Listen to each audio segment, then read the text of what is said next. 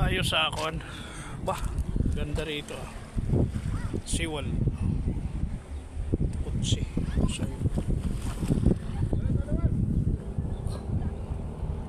Ayun. Ayun. Balik tayo. Hello mga kaibigan, pagandang hapon sa ating lahat. Palubog ng araw. Nasaan na yung araw? Ayun, no? Nasaan na? Wala, hindi makita. Mas masyado. Hindi maulap. Alam nyo mga kaibigan, sa hapong ito, ayan, ang dagat medyo hindi naman maalon. Tama lang. Yun, nakikita nyo sa taas, sa malayo. Yun yung sabang. Yun. Alam nyo mga kaibigan, sa Bible mayroong akong verse na ibibigay sa inyo. Mga maiksi lang. Itong 1 Thessalonians 5:16 hanggang 17. Sa 16 itong sinasabi, rejoice anymore. Sa 17, pray without ceasing.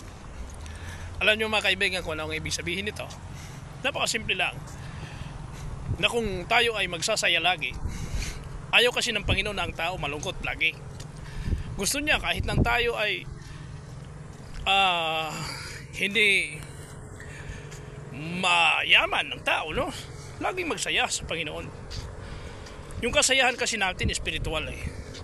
Meron man tayo saya dito sa sanlibutan, pero ginagamit natin yung kasayahan na yan para sa Panginoon. At ano pa ang sabi sa 17? Tayo'y laging manalangin na walang patid.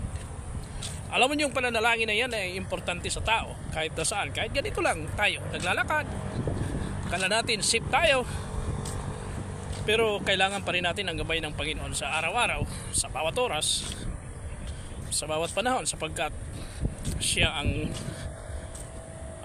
nagmamayari sa atin. Kaya ang ating panalangin na walang patid, ito ay nangangahulugan na ating communication sa Kanya ay tuloy-tuloy. Yung ating pag-aalaala sa Kanya, di ba? Yun.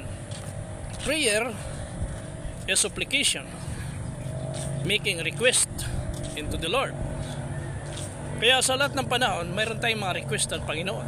Ang una-una nating rini-request sa Kanya, ingatan tayo sa mga masasama, iiwas tayo upang tayo ay hindi daigin ng mga tukso o kahit na mga ano pa man mga hindi inaasahang mga pangyayari.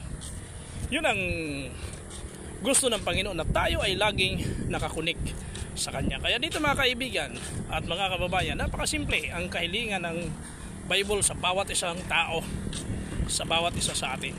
Na yung ating panalangin sa Amang si Yahweh sa kaharian ng langit, sa pamamagitan ng ating pananampalataya sa ating Panginoong tagapagligtas, ang nag-iisang bugtong na anak na si Yeshua Messiah. Magandang hapon sa ating lahat. Pagpalain tayo ng ating Panginoon.